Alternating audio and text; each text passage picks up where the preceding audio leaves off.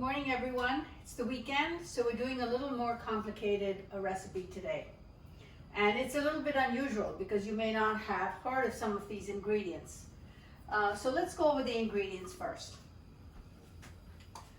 I have a very large onion chopped small. I have 6 cloves of garlic chopped. I have a 1.5 inch piece of ginger chopped, 1 pound of ground meat, 1 tomato chopped, 2 green chilies chopped. And please, if you don't want something spicy, feel free to just omit the chilies. I have tomato paste, and I'm going to use just a tablespoon of that. Red chili powder, salt to taste, turmeric powder, garam masala, which is a mix of cloves and black pepper and cardamom, etc. I just purchased it in the store. I've just gotten too tired of making it up myself, so you can get it in any Asian store. Actually, most supermarkets these days carry it as well. Also, I'm going to use a vegetable. This vegetable is called Methi. So it is grown from the seed fenugreek. So we're not going to use the seed, but if you go to an Asian store or an Indian grocery store, sometimes these days even vegetable stores have it, like produce centers. They basically sow the seed, and that's the vegetable that you get. So it's an interesting plant. What you do is you buy it, comes on thick stalks, and you pull off the leaves. So it's a bit labor intensive. I don't just chop it up, I literally pull off the leaves. This is 4 bunches of methi. And I have a bunch of coriander that I'm going to use as well. Okay, so I have my oil heating, and the first thing I'm going to do, of course, is to fry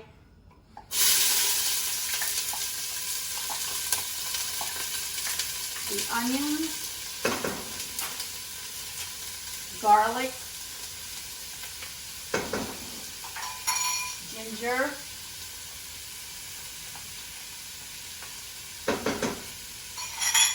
and that's going to take about 5, 6, maybe 10 minutes. And when it's light brown, we're going to come back together and go from there. So I think the onions look pretty good. So what I'm going to do now is add the ground beef. And I literally use one of these little potato mashing gadgets to break it up.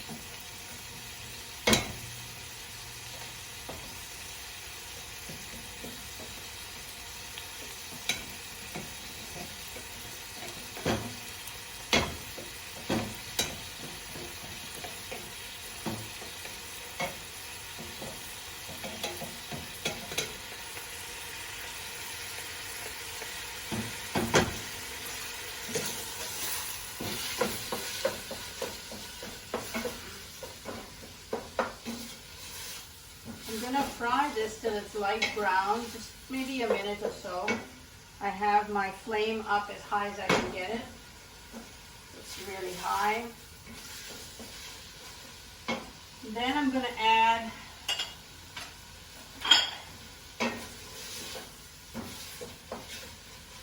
the tomatoes and the green chili peppers.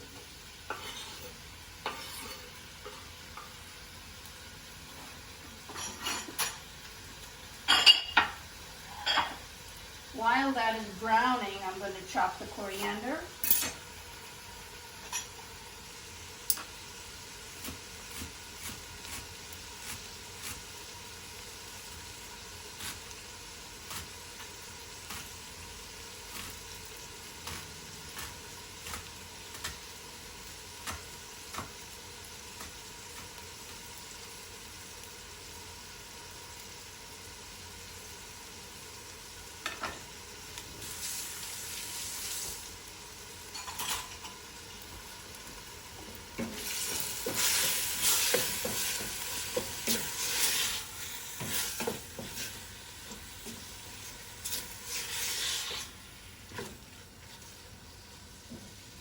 So you see my ground beef doesn't have any large chunks. It's fairly evenly broken down. And I'm going to start adding my spices. So again, this is red chili pepper. So you're going to add as little or as much as you want. I'm going to add a 1/4 teaspoon. I'm going to add a 1/2 teaspoon of turmeric.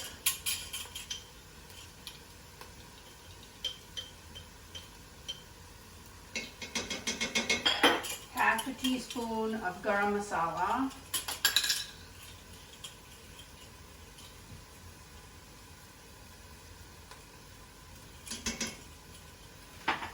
And you want 1/2 teaspoon of ground coriander and 1/2 teaspoon of ground cumin.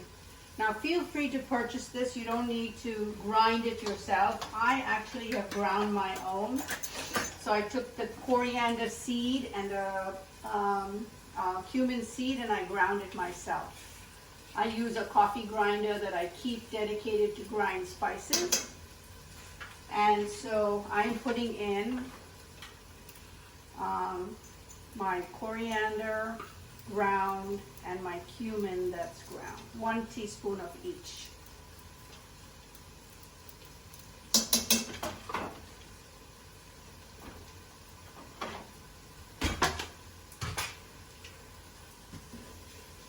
If you grind it yourself, you find that the aroma is more fragrant and really much better, but if you're in a rush, feel free to use the store-bought ground spice. Now, I do salt to taste, so I'm going to do, that was about 1/2 teaspoon to start with, but you should, everyone's taste is a bit different, so you want to do what works for you. 1 heaping teaspoon of tomato paste.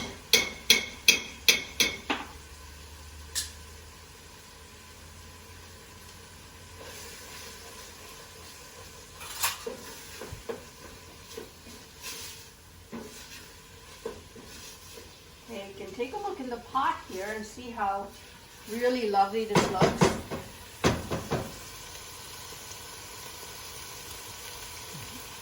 Actually, this could be a dish unto itself. You could serve it with steamed white rice. But we're going to go a little bit further. I'm going to add the chopped coriander. Going to mix that in.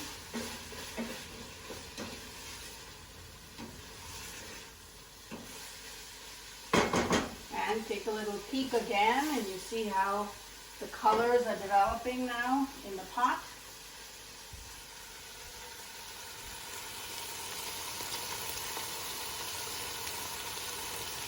And now I'm going to add all of my methi.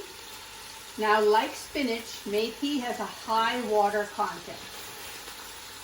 So I'm going to lower the stove now, and before I add any water, I'm just going to let this sit and steam for a minute.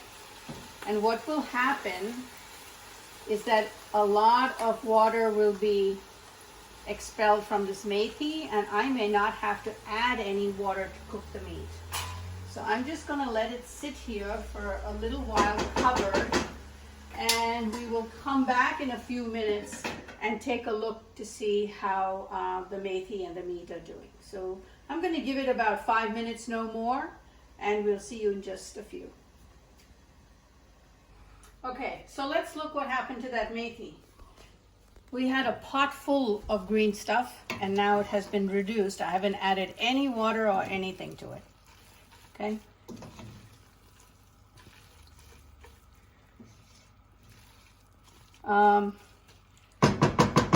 What I'm going to do is add a tiny bit of water now, maybe half a cup.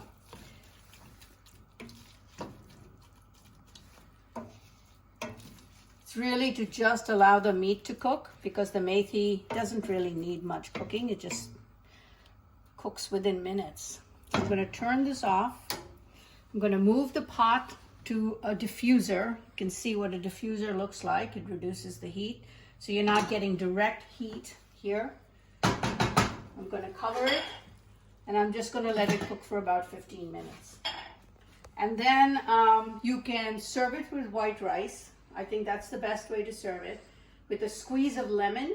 And if you really want, you can, for the last few minutes, put some frozen peas into the pot. It just adds more green color and looks prettier, and it's very tasty. So that's your meat and methi recipe for today. Okay, so I think we're done here. It's been about 5 minutes. If you look in the pot, there's not a lot of fluid left. It's rather dry, and that's how you want it. You don't want it floating in fluid. This is not a curry of kinds. And so I've turned off the stove, and it's ready to be served with a squeeze of lemon. And if you wanted, you could have added some peas. I didn't in this case. Enjoy.